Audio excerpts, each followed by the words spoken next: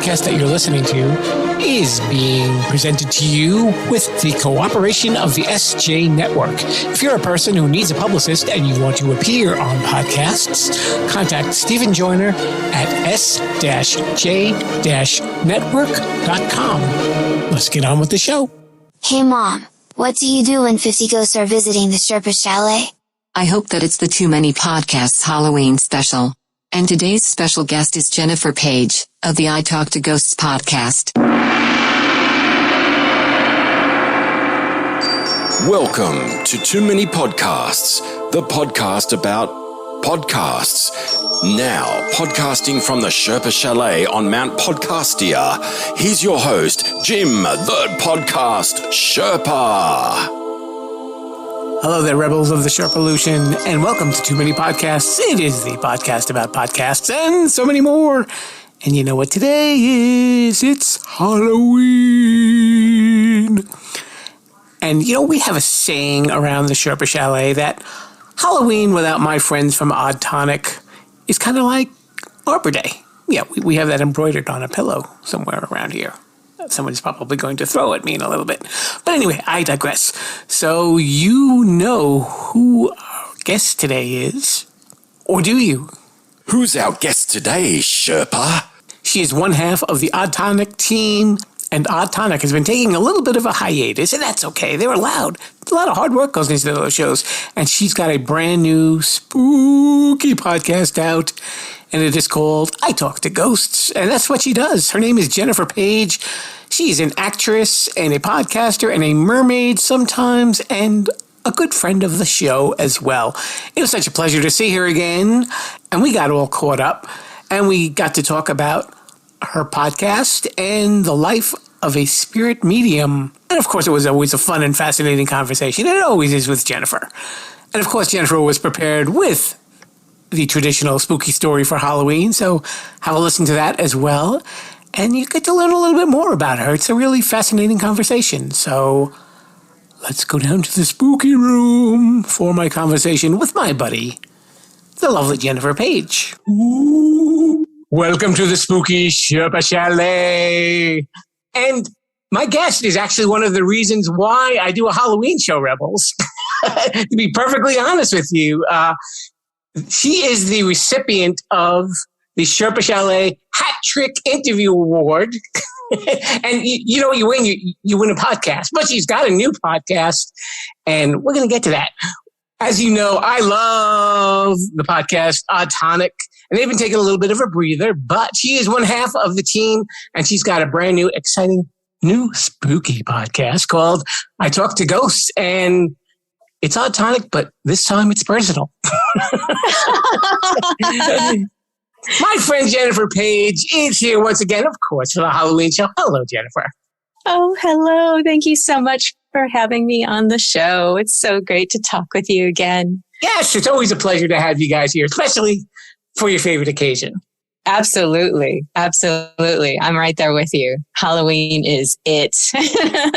I'm thinking you're probably one of the few people who doesn't care that that the stores have the Halloween decorations up already in like August. Oh my gosh. I've already done all my shopping.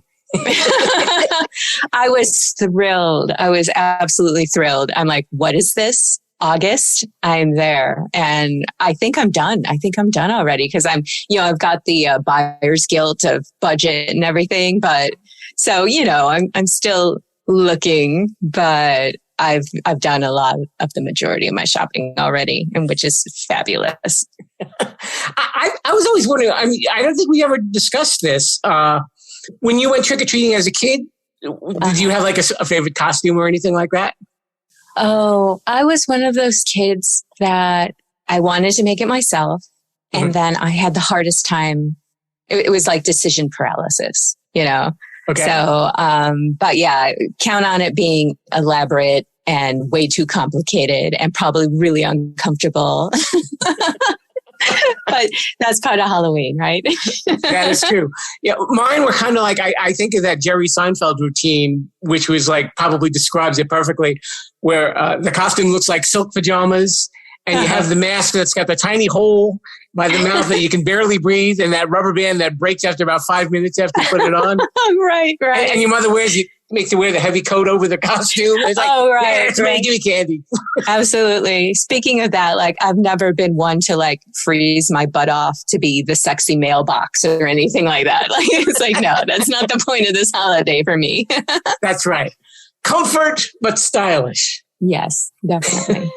So, all right. So we'll talk a little bit about this now. You actually came up with the title before you actually had the podcast, the I Talk to Ghosts. Yes, that's true. I knew I wanted to do a podcast to share ghost stories. And it was always on the back burner in my brain. Like, I just enjoy it so much. And I love narrating stories. And I have so many stories of my own as well of haunted experiences. And trying to come up with a name, like I like to say that a name is really important. It makes something real. And it was one of those things like, what do I call it? What do I call it? And I had a few different names and a few different titles. And then one day I'm backing out of my driveway, wasn't even really thinking about it, middle of spring. And all of a sudden I get this mental suggestion in my head. Why not call it I Talk to Ghosts? I'm like, oh, I love that. I really love that. I'm going to call it that. And I have told this story, but Maxwell pointed out to me after I started recording and everything, he's like, you named the podcast at a time where it didn't fit because you weren't talking to ghosts. And then later on, after that decision and, earmarking it and everything, you really started to study mediumship. Mm-hmm. And have experiences like that. And now you do talk to ghosts, and I share those experiences on the podcast as well. And I'm like, you know what? You're right. And that is a little weird if you think about it that way. So yes, I thank the spirits for helping me name the podcast, because I really do love it. And it catches people's attention too as a title. So that's important. And I appreciate the suggestion from the ether. What I found interesting in actually one of the descriptions of your show, it refers to you as a haunted girl. And now we've spoken several times, and haunted was never the word that comes to mind when we talk, but I get it. I mean, it's nothing that I would debate with you at all, my friend, because I guess it's with haunted, you kind of assume that a person almost kind of has a burden of right. something. Mm-hmm. But you don't feel like even when you're dealing with spirits that it's a burden. Yeah, my vibe is I'm skipping through the graveyard. Okay. I've always been fascinated by the subject of ghosts, and I describe myself as haunted because the majority of the places that I've lived have had paranormal activity in them. In fact, it's a rare occurrence. It feels odd when I'm living in a quiet location. And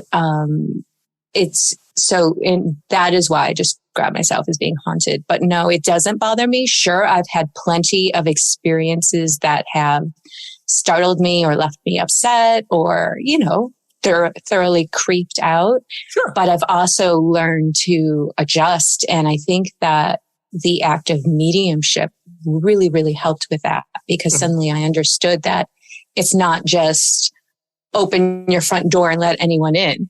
Right. There are rules that are respected, and it's the energy and the intention that you put out there. It's, we could really get into deep conversations about consciousness and what that means and how it affects the universe and on a quantum level even, but I think maybe that's a different episode. The beginning of your answer actually was another question that I had in mind for you. Do you think that you're drawn to where the spirits are, or the spirits are drawn to where you are, or a little bit of both? It's probably a little bit of both. I have definitely felt like I can tell when something is haunted. I can also tell where the EMFs are. But I also have found that when I get excited about the topic of ghosts, that's when more activity would come in. Like when we were doing on Tonic, Maxwell was like, we got to smoke cleanse this place more often than not because we know what's going to happen because he knows, and I've always considered myself a bit of a ghost magnet or a ghost antenna. And again, it comes down to your intentions and what you give your attention and your energy to. Mm-hmm. And it's kind of a happy two-way street, I think, for me. So, and the fact that I do feel like I can close down shop if I need to, is very helpful as well. I wouldn't think I would want to be in a situation where it's just like, yeah, come on in any time of day or night. No. Right. And I remember, I think in one of our previous interviews, you had actually said sometimes when you and Maxwell were recording, right, you would hear voices and noises and stuff like that. And it was just the two of you in the house. Yeah, absolutely. We got a couple weird EVPs while recording, and things would go odd with the equipment, and we couldn't hear it, but when we played it back, it's like, this is unusable, and things like that. And yeah, you can chalk it up to technical problems and wiring and things like that. I wouldn't want anyone to get the impression that I'm just this believer in all, no matter what, never question. I actually have a very, very analytical mind. In fact, it drives people crazy sometimes because something clearly paranormal will happen, and I will pick it apart and be like, well, it could have been this, and it could have been breeze, or what if this happened? And it's like, do you believe or not? And I'm like, I don't know. Sometimes I don't know, but it is interesting. At the very least, I will say, yes, it is interesting. We had interesting things happen when we were recording. You said in one of the episodes that your first encounter was when you were a little girl at Disney World on the Pirates of the Caribbean, right? Yes. There was somebody on the boat that nobody else saw, but you saw. Yeah, they, while we were on the ride, and this was when I was really young, when I was 2, there was a man standing there on the ride, and, as our boat was approaching his platform, he got closer and jumped in the boat with us and totally freaked me out. And yeah, that's actually my first memory. And yeah, it's crazy. That's another reason why I wanted to start my podcast, just because I just have so many stories, and it's so nice to have a place for them, Sure. And it's weird being in, like, I hear myself talk, and it's weird being in a space in my life where I just treat this as normal. Because at some point you kind of have to, it just is. And it's fine if someone wanted to say, oh, I'm not a believer, or, oh, you're making it up. And it's like, oh, that's your opinion, and that's totally fine. It has nothing to do with me, really. And if your mind is made up before you even hear what someone is saying, cool, whatever. But I will always find it fascinating. You're getting all these incidents throughout your life, and you're living different places. What kind of formed the opinion to become like a spirit medium? It was just like, this is the way to deal with it, or it was just your fascination with it where you wanted to do it that way? The short version of the story is, I actually, without thinking about ghosts at all, I got into exploring energy work like Reiki and things like that. And while performing Reiki remote energy sessions with people, spirits would start to show up during those sessions. And so with a remote energy session, the short of it is, like, say you were going to have an energy session. We'd agree on a time. You go meditate. I do my thing, just focusing, meditating, sending healing energy to you.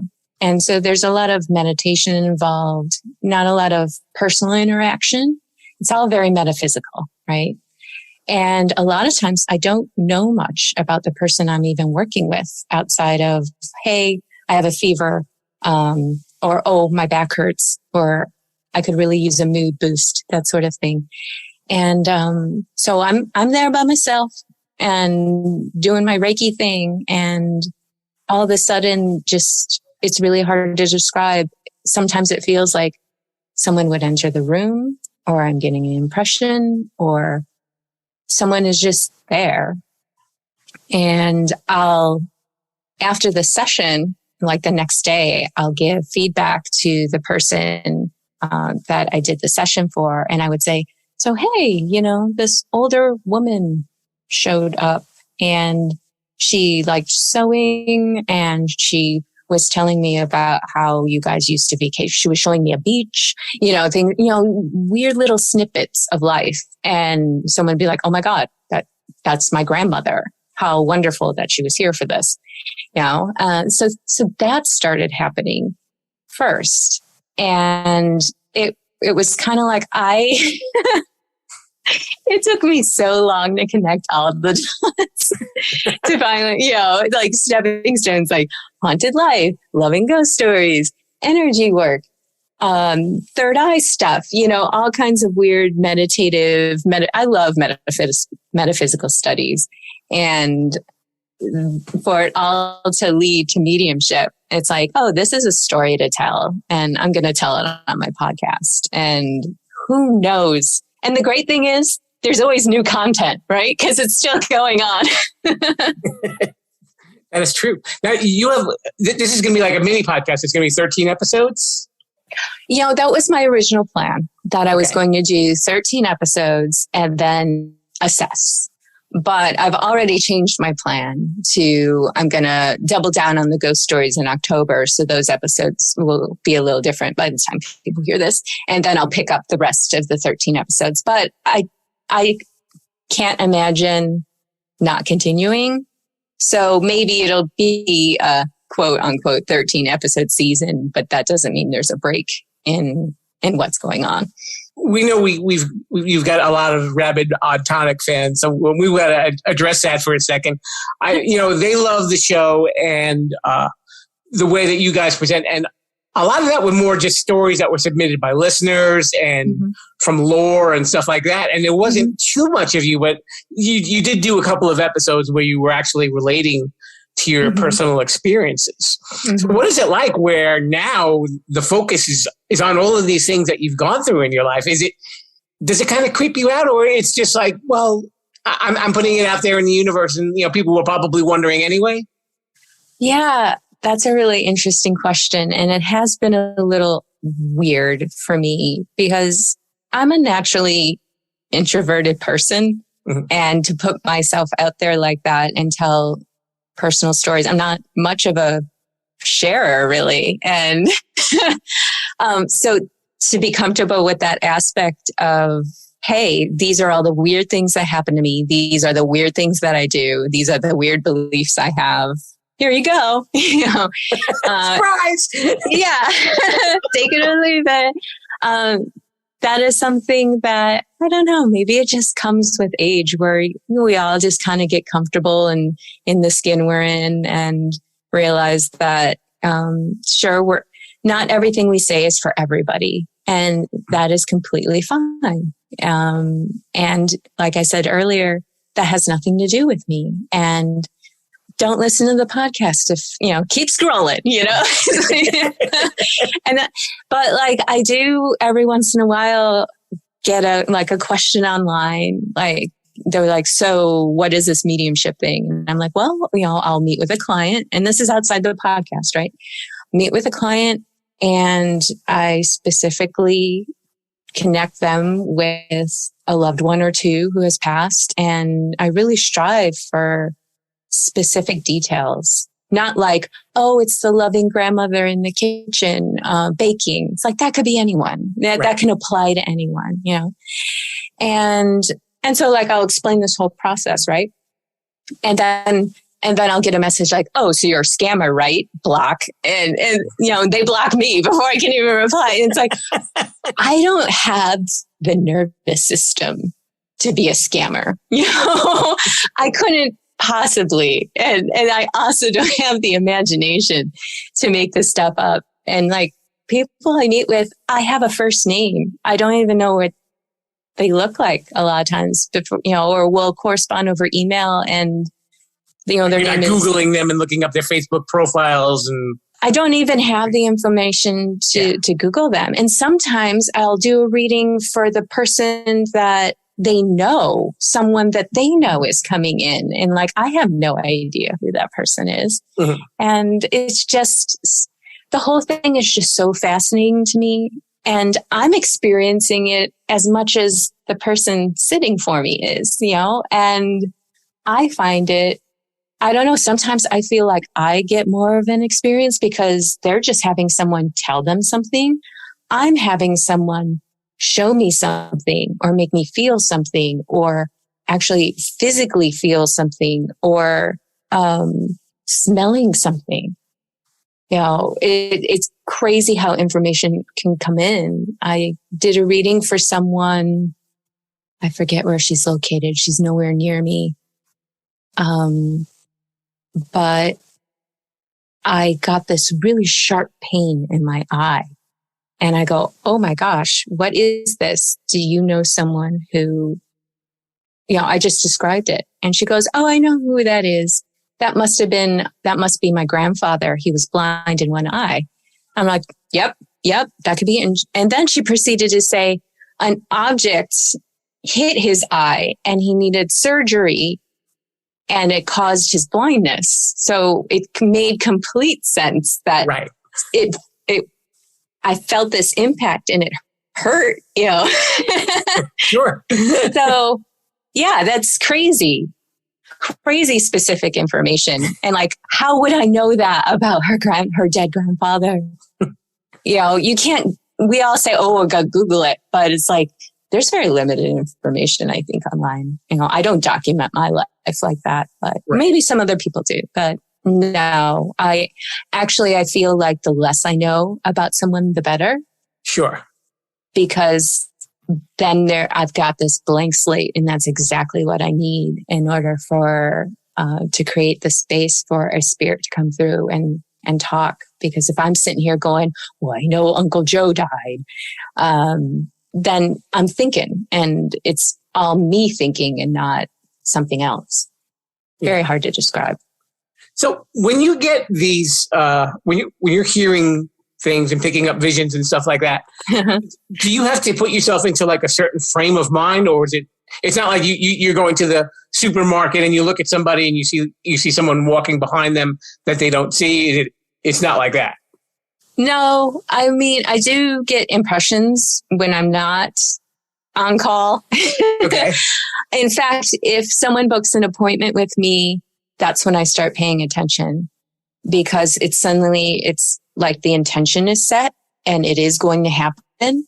And then, so like, I usually have to start paying attention then when we both agree this is going to happen. And especially like the day before, the night before, the day of, weird things can happen. And it's funny because something might just catch my attention that normally doesn't catch my attention. And then it's like, oh, I got to ask so-and-so about this. Like, there was one time where I was just brushing my teeth and I was thinking about, oh, I'm going to have a reading with, my friend. And suddenly brushing my teeth was this weird act. And I got on the call with her and I'm like, who had the issue with teeth? And there was an aunt who had an issue with teeth. So you just never know how the information is going to show up. But to really answer your question, I do set the stage for it. I don't like to bog myself down with rituals like I need to do this specific thing in this specific order at this specific time, because then you're just hampering yourself. But I do feel like you need to be in a certain open-minded space. You certainly need to be in a good mood. If I'm having a terrible day, that is the wrong vibration to be bringing to the table. Philosophically, and I know a lot of mediums agree with this, is you have to raise your vibration in order to meet spirits halfway. So to be in a bad mood is the worst thing that you can be in. And you also have to take your analytical mind and just be like, okay, I'm going to put this over here for now, and I'm not going to question it. And that is very hard to do. But the reason you have to do that is if you're thinking and you're like, what if I'm wrong? Or what if this? And what if this is silly? What if this doesn't make sense? Or you're just your analytical mind likes to rip things apart.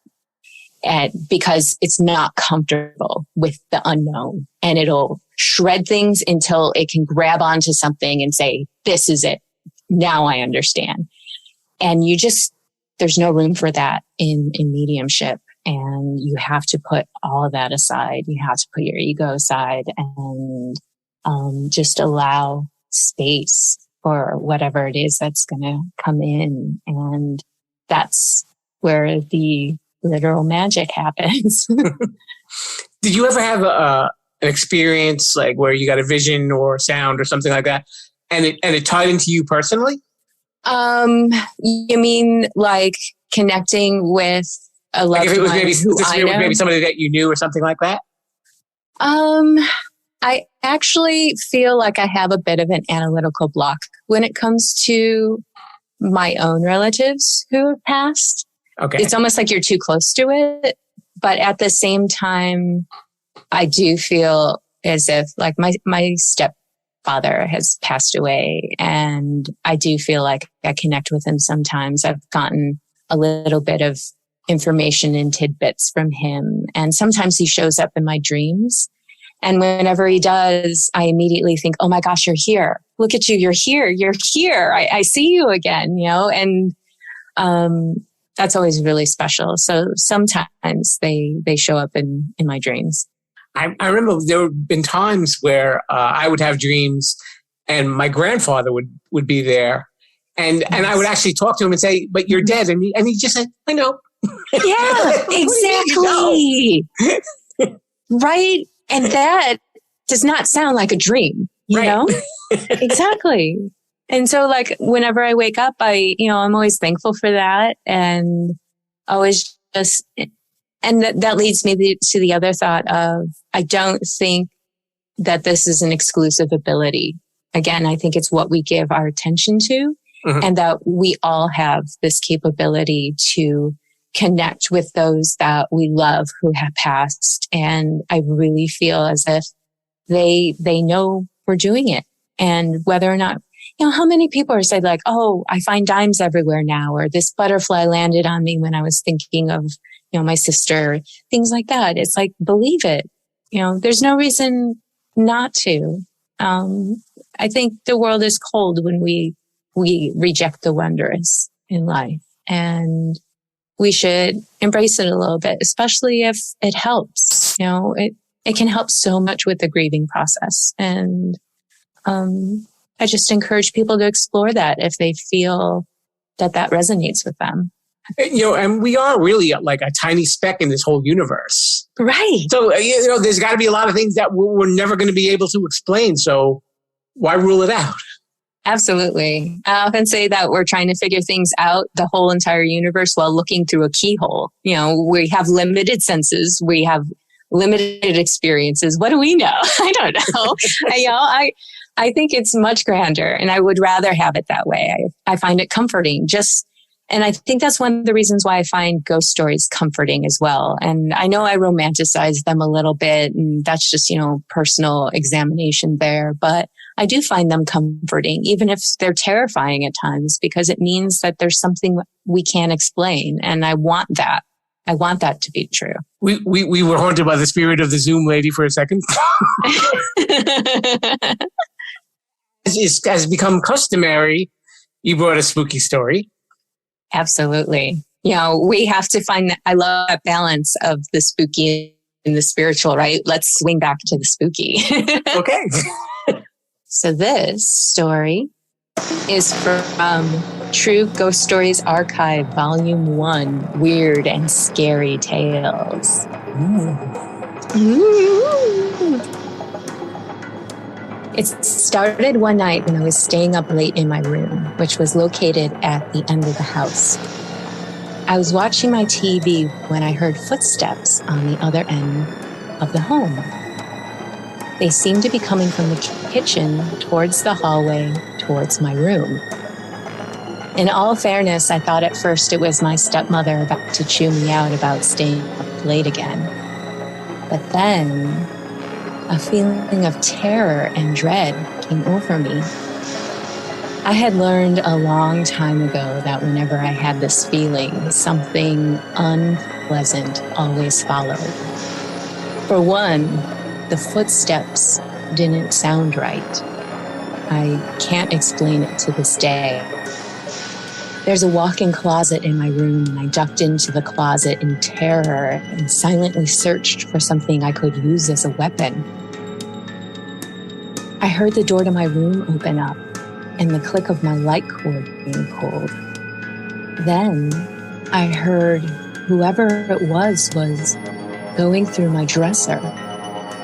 My heart was jumping out of my chest. At the time, nothing supernatural even crossed my mind. I thought maybe some thief was in the house looking for something to hop. I continued to hear the sound of my drawers being pulled out completely and set on my bedroom floor. Then, after about 5 minutes, the noise stopped abruptly. Too abruptly. It was like the intruder just stopped, frozen in time, doing whatever he was doing. And finally, I had enough. Concern for my family overrode the terror, and I burst open the door. To my surprise, my room was completely untouched. There were none of my drawers lying overturned on the floor. My door was shut. There was no sign that anything had been molested in any way. Now I was flat out scared. When I told my stepmother about this, she tried to convince me I was just having a nightmare. But I was wide awake at the time. I still don't know who or what it was. They must have found what they were looking for, though, because they never came back.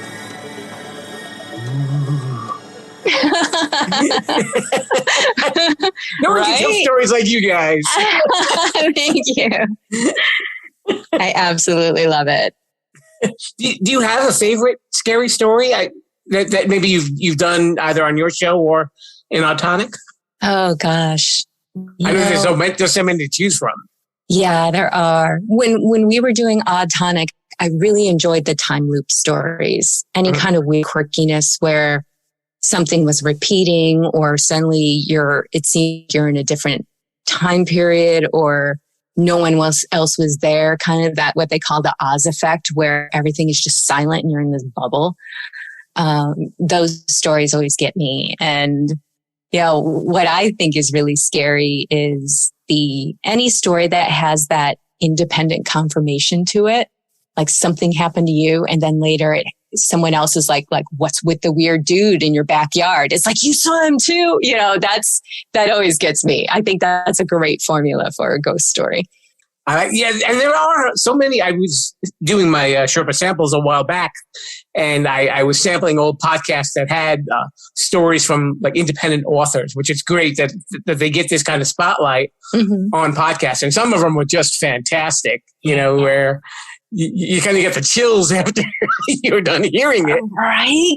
Goosebumps. I love it because it's scary, but it's thrilling. It's exciting. And yeah, there's a whole mixed bag. It's a bit of a roller coaster ride, but yeah, it's fascinating to me. It really is. And now you're going to, if there are ghost stories that you really love, please share them with me because now I need to know what they are.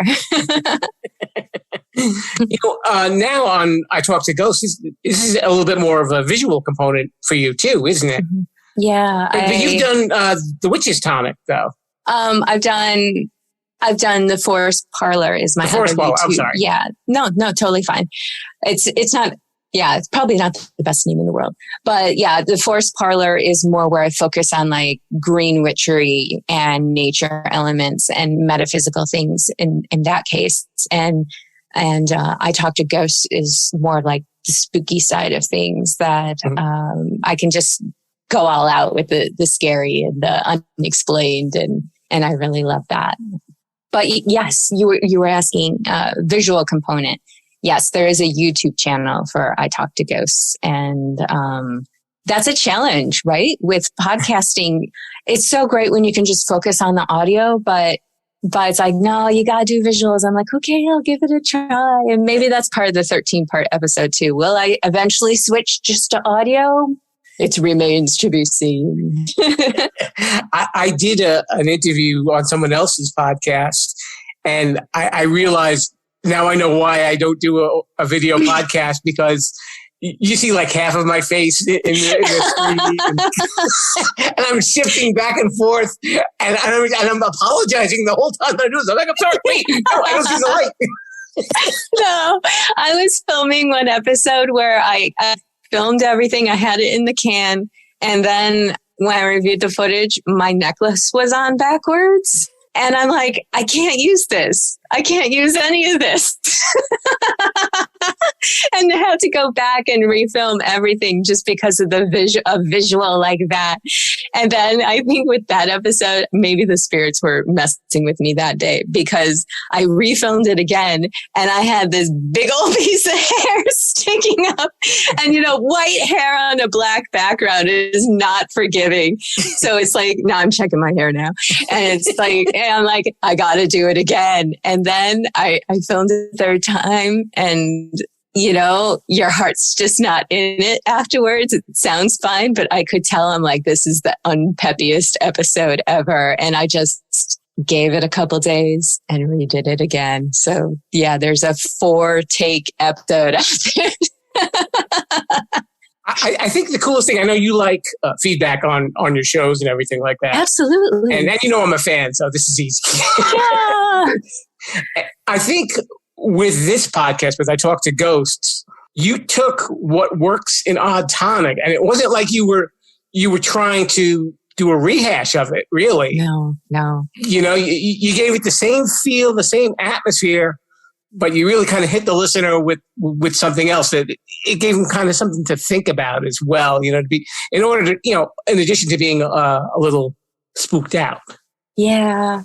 One of the things I really love about Odd Tonic is just the immersiveness of it, the presentation. And really, I can't take credit for that. That was all Maxwell. And I've learned so much from him, and with storytelling and how to add music and sound effects to what you're doing, and really taking your time with it. And just cultivating the whole atmosphere. It's almost like the atmosphere itself is one of your guests. And yeah, I have no intention of having I Talk to Ghosts be a replacement for Odd Tonic, but it's kind of like the younger baby sister trying its best. And that's fine. And Odd Tonic was longer episodes as well. I'm trying to keep these probably frustratingly short. If someone thinks that, I'm sorry, but it's what I can offer. And I'd rather try and have the quality in there. And some of the early episodes, I think the next one, that there's an episode out there that is like 9 minutes long. They do get longer. I think I've reached 15 minutes, 17 minutes, but they're also nice bite-sized bits of spooky for your day, right? Not everyone has an hour to devote at a time. So, I hope there's a little bit of balance and happiness for people out there with what I can offer. I mean, with the episodes that I've heard, it's very thorough, though. Because, stories got to have a beginning, a middle, and an end, and you do that. Yeah, you're not just like episode concentrate. Yeah, right. Episode concentrate. I just end in the middle of a sentence, and that's our time limit, folks. Yeah. We're done. I open the door, and look at the time. Right. Okay, so we have a portion, and you know this. Of the show called Shameless Self-Promotion. And this is where, of course, you can let everybody know about this wonderful new podcast. So take it away, Jennifer. Oh, gosh. Okay. If you are interested in I Talk to Ghosts, you can find it on Apple Podcasts, Spotify, Podbean, all of your favorite pod apps. I'm trying to get it on as many channels as possible. So if you happen to not have it on your favorite pod app, you can always message me or something, and I'll try to get there. There's also the YouTube channel which is, youtube.com/I Talk to Ghosts. Easy to remember. You can find me on the socials. I have a Facebook page and Instagram, and there's also a private Facebook group that you can find where I share written stories there. And if there's enough interest, I'm going to start doing some live events where I'll start reading stories. And I'm also open to doing mini medium sessions to see if anyone in the audience has a message from someone out there that they can randomly connect with. That'd be really cool to explore. But that's a private group on Facebook. And gosh, I think that's it. If anyone wants to reach out to me outside of the socials, they can email me at speaknow@italktoghosts.com. They can submit a ghost story. They can ask me questions. I love talking about all of this as well. And I have, you can visit italktoghosts.com to contact me. If you sign up for the newsletter, you're entered into possibly getting a free medium reading with me. I actually really enjoy doing free medium readings. I think I do the majority of my readings are either super, super cheap or free because it's just the experience is worth everything, right? And all that information is at italktoghosts.com. She is the mistress of the macabre, the soothsayer of the spirits. I love that. Before I let you go, right? Yeah. And of course, the podcast is called I Talk to Ghosts. And I am a big fan and a subscriber, folks. So you definitely got to check it out. You super enjoyed it, especially if you're a fan of Odd Tonic or you've never heard Odd Tonic. Either way, you're going to like this show. And you're going to love Jennifer, too. Jennifer, thanks so much for coming on the show. Thank you so much. Happy Halloween. This has been amazing and fun. Happy Halloween. Happy Halloween. Let's get back to the Sherpa. Sorry about that. A very special thanks to Jennifer Page of I Talk to Ghosts. Make sure you check out her podcast or her YouTube channel if you'd like to see her lovely face. And you can hear that show all over the place, just like you can hear this one. And if you don't like podcast apps for this one, you can follow me on my website, Sherpalution.com, where all the shows are there, just waiting for you to listen. So make sure you've got a lot of Halloween candy if you're going to binge listen.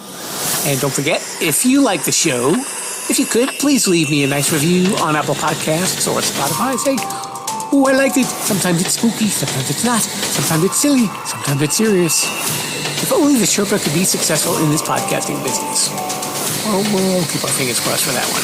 You can also follow me on social media, Instagram, Facebook, or Twitter at Sherpalution. Where else? And we will be back next week. And you will hear my conversation with wrestler and podcaster Flynn Hendricks. And he hosts a podcast called I Know You Hear Me. So until then, Rebels, stay spooky and happy Halloween. Viva La Spookalution. Thanks for listening to Too Many Podcasts. Please disperse. You can go home now. I said you can go home now. Viva la Sherpalution. Viva la Sherpalution. Yeah, I'll come back now, you hear?